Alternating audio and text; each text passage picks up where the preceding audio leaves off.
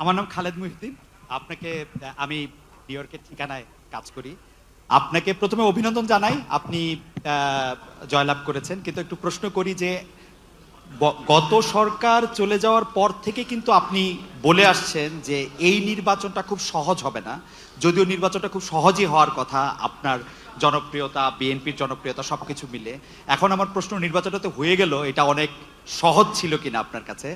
আর এই প্রশ্নটার একটা ছোট্ট লেজ হলো যে এরকম যে, একটু অভয় দিলে বলি যে আপনাকে কোনো এই 200-র বেশি আসন পাওয়ার জন্য আপনাকে কোনো ইঞ্জিনিয়ারিং করতে হইলো কিনা?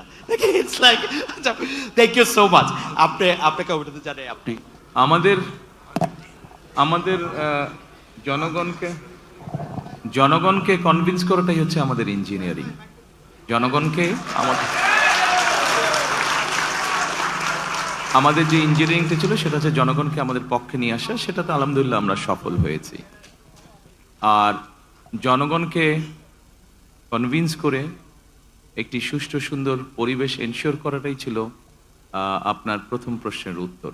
অর্থাৎ যেটা আপনি বলেছেন, যেটা আমি বলেছিলাম কঠিন হবে কিনা, অবশ্যই যে কোনো ভালো কাজ, ভালো গোল অ্যাচিভ করতে গেলে তো কষ্ট করতে হয়, কঠিন হবেই।